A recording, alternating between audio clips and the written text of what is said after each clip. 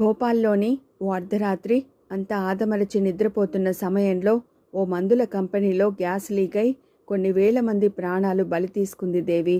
ఆ గ్యాస్ పేరు methyl isocyanate. ఆ తర్వాత జాతీయ, అంతర్జాతీయ స్థాయిలో అదెంత అలజడిని సృష్టించిందో నీకు తెలుసుగా. దారుణాలు చేయడం అలవాటైన దేవి మొహంలో సైతం అలజడి పేరుకుంది.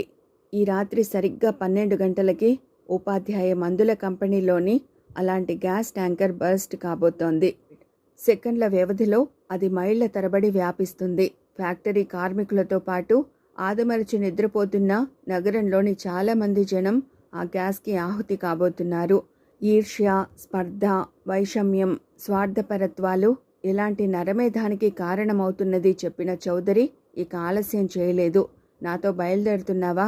సిద్ధమవుతూనే అంది దేవి. మీ వాళ్ళంతా, నా వాళ్ళనుకున్న మనుషులంతా ఇప్పటికే నగరం వదిలి వెళ్ళిపోయారు దేవి. 25 లక్షల రూపాయల డబ్బు కాసించిన ఆత్మహత్యా దళం మాత్రం ఈపాటికే ఫ్యాక్టరీని చేరుకుని ఉంటుంది.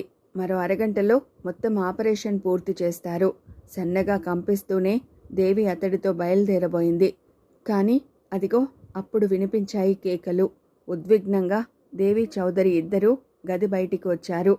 అమ్మా, అతను, శిష్యుల బృందం ఆందోళనగా చెబుతుంటే అప్పుడు చూశాడు చౌదరి. విసు ప్రహరీ వైపు పరిగెడుతున్నాడు, చేతిలోని ఓ క్యాసెట్తో. అదిరిపడ్డాడు చౌదరి. అంతే, ఇంతసేపు జరిగిన కార్యక్రమం, చర్చ అంతా రికార్డ్ చేశాడా? అది కాదు, ఆ క్యాసెట్లో తను సృష్టించాలనుకున్న మారణ హోమపు వివరాలు కూడా రికార్డ్ చేయబడి ఉంటాయి. అదే తన బ్రతుకు ఇతిహాసంలో ఆఖరి చీకటి కోణం అనిపించిందేమో. గాభరాగా ఫోన్ అందుకున్నాడు. గుండె కొట్టుకుంటోంది మృదంగ నాదంలా. క్యాసెట్తో పారిపోతున్న విసు బ్రతకూడదు. అది మాత్రమే కాదు, వాడి చేతిలోని క్యాసెట్ని లాక్కోవాలి. అది క్యాసెట్ కాదు, నా సామ్రాజ్యాన్ని పేల్చేసే అణ్వాయుధం. మన వాళ్ళనందరినీ అలర్ట్ చేయి. పోలీస్ స్టేషన్లకెళ్లే మార్గాలతో పాటు ముఖ్యంగా ఉపాధ్యాయ ఫ్యాక్టరీ రూట్స్లో కాపలా ఉండండి. కనిపించగానే కాల్ చేయండి. వెంటనే. చౌదరి ఫోన్లో ఎవరికి ఆదేశాలు ఇస్తున్నది దేవికి అర్థం కాలేదు. ఇప్పుడు దేవి కూడా వణికిపోయింది. ఏ క్యాసెట్ గురించి చౌదరి భయపడుతున్నాడో అదే క్యాసెట్ తన చరిత్ర కాఫిన్ బాక్స్ని మోసేయగల చివరి మేకు అవుతుంది. చౌదరి ఆదేశించిన 5 నిమిషాల్లో నగరం రగిలిన చితాగ్నిగుండమైంది. కొన్ని దశాబ్దాలుగా అతడు పెంచిన ముష్కరులు యమకింకరుల్లా రంగంలోకి దిగారు. సాయుధులైన చౌదరి గూండాలు అన్ని వేపుల నుంచి విసుని చుట్టుముట్టడానికి సిద్ధపడ్డా ముఖ్యంగా కాపలా కాసింది ఉపాధ్యాయ గారి ఫ్యాక్టరీకి వెళ్లే మార్గాల్లో. కారణం, అప్పుడు సమయం రాత్రి 11:40. అంటే చౌదరి అనుకున్న నరమేధానికి మిగిలిన వ్యవధి కేవలం 20 నిమిషాలు మాత్రమే. విస్సు లాంటి వ్యక్తి మిగిలిన గడువులో ఉపాధ్యాయ ఫ్యాక్టరీకి వెళ్లాలని ప్రయత్నిస్తాడు తప్ప పోలీసుల్ని కలుసుకోవడానికి ప్రయత్నించడు. చౌదరి అంచనా తప్పు కాలేదు. ఆందోళనగా చీకటిలో దూసుకుపోతున్న విస్సు టైం చూసుకున్నాడు. రాత్రి 11:47. మిగిలింది 13 నిమిషాలు. ఉపాధ్యాయ ఫ్యాక్టరీ ఉన్నది సరిగ్గా 9.5 కిలోమీటర్ల దూరంలో. అంతే, చౌదరి ఆత్మాహుతి దళం ఈపాటికే ఫ్యాక్టరీని సమీపించి ఉంటుంది. నగరం ఆదమరిచి నిద్రపోతున్న నిశిరాత్రి 1 వెళ్లే కార్ల రొద తప్ప అంతా ప్రశాంతంగా ఉంది. మృత్యువు కబలించడానికి మిగిలింది స్వల్పకాలం. పరిగెడుతున్న విస్సు కనీసం ఒక్క టాక్సీ అయినా దొరుకుతుందేమో అని చూశాడు. ప్రయోజనం లేకపోయింది. ఆర్తితో ఊపిరి ఆగిపోయినట్టయింది. దూరంగా ఓ జీపు వేగంగా దూసుకొస్తుంటే ఆపడానికి ప్రయత్నించబోయి అనుమానంగా చీకటిలోకి తప్పుకున్నాడు. విస్సు ఆ క్షణంలో చేసిన తెలివైన పని అదే. అయితే చౌదరికి చెందిన ఆ వ్యక్తుల్లో ఒకడు విస్సుని గమనించాడు అనుకోకుండా. అది ఊహించని విస్సు ఆ జీపుని పట్టించుకోకుండా ఓ మూలనున్న పబ్లిక్ టెలిఫోన్ బూత్లోకి ప్రవేశించాడు. టెన్షన్లో కృషి ఫోన్ నంబర్ గుర్తుకు రాలేదు. తేరుకోవడానికి ఇంకో 2 నిమిషాలు పట్టింది. కౌంట్డౌన్ మొదలైనట్టు రిస్ట్ వాచి 11:50 సూచిస్తోంది. కృషి ఆయాసంతో రొప్పుతూ అన్నాడు. నేను విస్సుని మాట్లాడుతున్నాను, చెప్పండి, అతడికన్నా ఉద్వేగంగా అడిగింది కృషి అవతల వైపు నుంచి. టెలిగ్రాఫిక్ కోడ్లా చెప్పాడు అంతా. చౌదరి నేరస్తుడని నిరూపించే బలమైన ఆధారం క్యాసెట్ రూపంలో నా దగ్గరుంది కృషి. కానీ ఇప్పుడు మనకి అది అవసరం కాదు. లక్షల మంది ప్రాణాలు మిగలాలి అంటే నేను ఫ్యాక్టరీని చేరుకోవాలి. అది నాకు సాధ్యమయ్యే పని అవునో కాదో నాకు తెలీదు. అయినా ప్రయత్నిస్తాను. ఈలోగా నువ్వు పోలీసుల్ని, ప్రజల్ని అలర్ట్ చేయడానికి ప్రయత్నించు. ఉన్న గడువులో అది నీకు సాధ్యమయ్యే పని కాకపోవచ్చు. బట్ తప్పదుగా. చివరిగా ఒక్క మాట. కృషి కళ్ళ నుండి నీళ్లు రాలుతున్నాయి ఆందోళనగా. నేను మళ్ళీ నిన్ను కలుస్తానో లేదో చెప్పలేను. కానీ నా పరంగా జరిగిన పొరపాట్లకి మాత్రం నన్ను మన్నించమని చివరిసారిగా అభ్యర్థిస్తున్నాను. బాయ్ కృషి. కంపించిపోతున్నాడు విస్సు కూడా. I love you. స్వేదంతో తడిసిపోతున్న విస్సు అప్పుడు చూశాడు. ముందు జీపు హెడ్లైట్స్ కనిపించాయి. అది తను నిలబడి ఉన్న బూత్ వైపే దూసుకు వస్తోందని గ్రహించడానికి పెద్ద టైం అవసరం లేకపోయింది. కానీ అప్పటికే ఆలస్యమైంది. అతడు అప్రతిభుడై చూస్తుండగానే టెలిఫోన్ బూత్ని గుద్దింది బలంగా. ఓ ఆర్తనాదంతో నిశిరాత్రి ప్రతిధ్వనించింది. అర్ధరాత్రి 11:52 కృషి కారులో ఫ్యాక్టరీ వైపు దూసుకు వస్తోంది. ఆమె కళ్ళ నుంచి నీళ్లు ధార కడుతున్నాయి.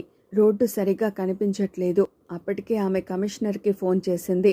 హోమ్ సెక్రటరీకి, డీజీపీకి, ఫైర్ సర్వీస్ ఇన్ఛార్జికి, ముఖ్యమంత్రి ఇంటికి జరగబోయే అనర్థం గురించి తెలియజేసింది. ఈ ప్రాసెస్లో ఆమె సుమారు 4 నిమిషాలు ఖర్చు చేసింది. ఫ్యాక్టరీ సెక్యూరిటీకి ఫోన్ చేసింది. కానీ ఏమైందో తెలియనట్టు కంటిన్యూగా ఎంగేజ్ వస్తోంది. నగరమంతా కాకపోయినా అతి ముఖ్యమైన పాలనా యంత్రాంగాన్ని ఆమె నిద్రలేపగలిగింది. కానీ ఎవరు ఎంతవరకు సాయపడగలరు అన్నది ఆమె ఊహించలేదు. కంట్రోల్ రూమ్ ద్వారా ఎమర్జెన్సీ కమ్యూనికేషన్ సిస్టమ్ సహాయంతో ఉపాధ్యాయ ఫ్యాక్టరీ పరిసరాలలో పోలీసుల్ని అప్రమత్తం చేశాడు కమిషనర్. కానీ వెంటనే ఏం చేయాలో వారికి అర్థం కాలేదు. కృషి చెప్పిందే నిజమైతే మరికొన్ని నిమిషాల్లో విషవాయువు ఫ్యాక్టరీ నుంచి నలుదిక్కులా వ్యాపిస్తుంది.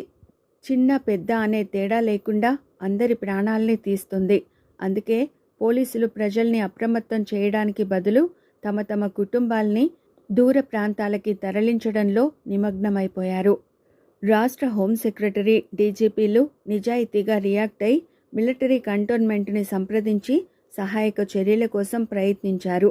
కానీ వాళ్ళు తమ నిస్సహాయతని వ్యక్తం చేసి మిగిలిన గడువులో తమని తాము కాపాడుకోవడానికి మార్గాలు అన్వేషించడం ప్రారంభించారు. కృషి ఇవేమీ పట్టించుకోవడం లేదు. మరణమే తప్పనిసరైతే అది పోరాటం ద్వారానే పొందాలి తప్ప పిరికిదానిలా తను పారిపోలేదు. అందుకే యాక్సిలేటర్ నొక్కింది మరింత బలంగా. విస్సు గుర్తుకొచ్చాడు. ఏమయ్యాడు? ఫ్యాక్టరీని చేరగలిగి ఉంటాడా, లేక ఇంకా చేరే ప్రయత్నంలోనే ఉన్నాడా? భగవంతుడా! మరణయాతన లాంటి స్థితిలో దేవుడిని ధ్యానించింది కృషి. ఈ క్షణంలో నేను ఆలోచిస్తున్నది నా గెలుపు గురించి కాదు, నువ్వు పొందకూడని ఓటమి గురించి. అవునయ్యా, మృత్యువును ఆపగలిగే శక్తి నీకు మాత్రమే ఉంటే ప్రాణాలు కోల్పోవడానికి సిద్ధంగా ఉన్న లక్షల మందిని కాపాడాల్సిన బాధ్యత నీది. ఏ దుష్టశక్తి విజృంభించినా శిష్టుల్ని రక్షించడం అవతార పురుషుడివైనా నీ బాధ్యత అయితే, ఇదిగో నువ్వు దేవుడివని నిరూపించుకోవాల్సిన క్షణాలు సమీపించాయి. మేధస్సుతో కాక కేవలం దైవికంగానే ఆగాల్సిన ఓ ఘోరం గురించి కృషి అశ్రుసిక్త నయనాలతో విధిని అడుగుతున్నప్పుడు టైం రాత్రి 11 గంటలు దాటి 57 ఓ మారణ హోమానికి మిగిలింది కేవలం 3 నిమిషాలు.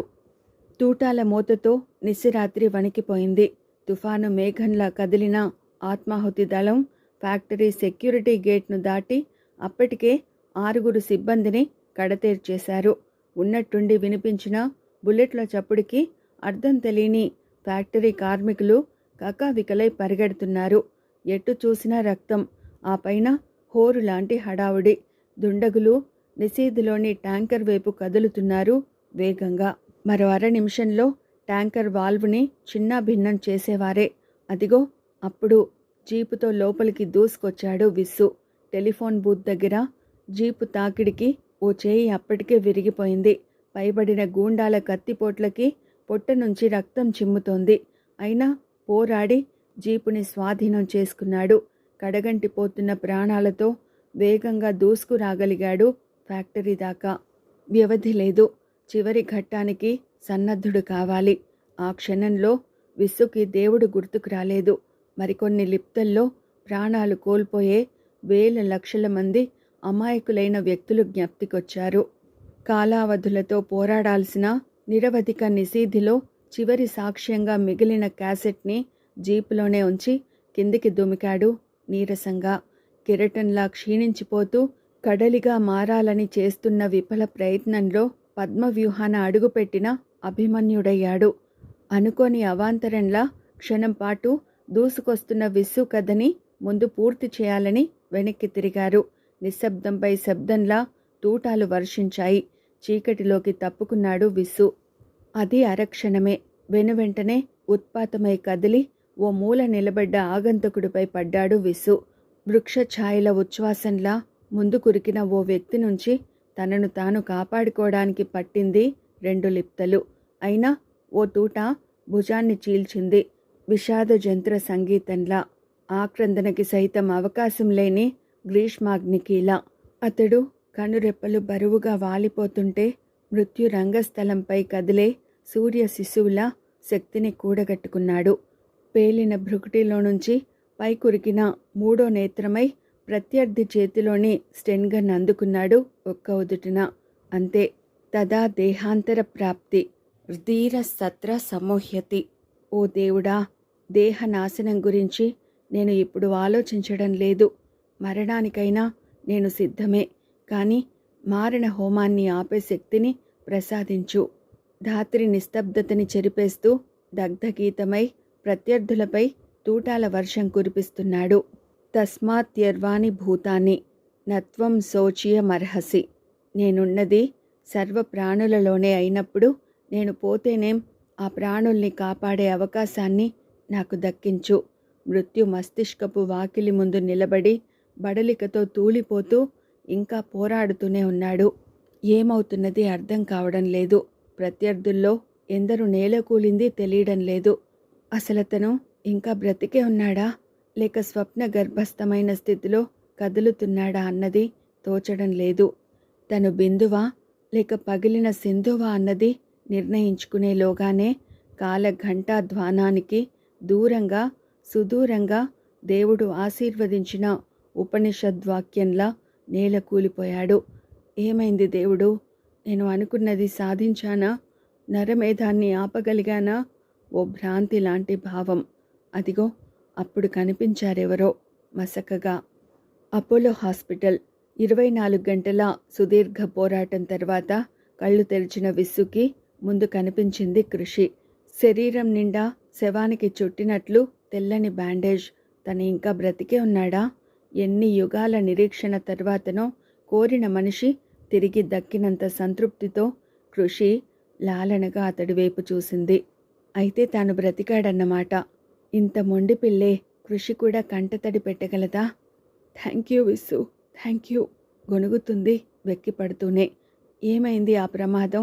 ఆ క్షణంలో సైతం విస్సు అడిగింది తన స్థితి గురించి కాదు, తను ఆపాలనుకున్న మారణ హోమం గురించి.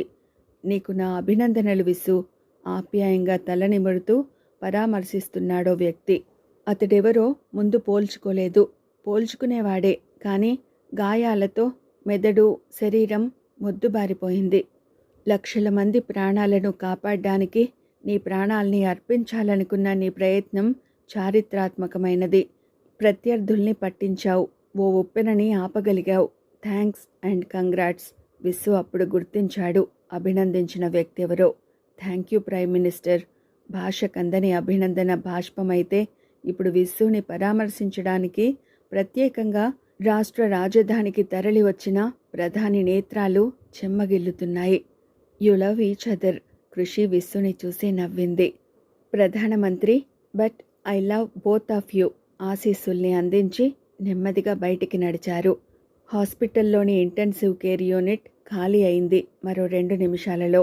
ఇంకో లిప్తలో జీవితకాలం నీ కేర్ నాదే అన్నట్టు కృషి పెదవులు విస్సు పెదవులతో కలిసి ఊపిరి నింపే ప్రయత్నంలో నిమగ్నమయ్యాయి. ఇదండి ప్రముఖ రచయిత కొమ్మనాపల్లి గణపతిరావు గారి గోరువెచ్చని సూర్యుడు నవల. మరో మంచి నవలతో మళ్ళీ కలుసుకుందాం. అయితే కథాపరంగా మీకేమైనా సందేహాలున్నట్లయితే రచయిత కొమ్మనాపల్లి గణపతిరావు గారి ద్వారా నివృత్తి చేయడానికి ప్రయత్నిస్తాను. Thank you.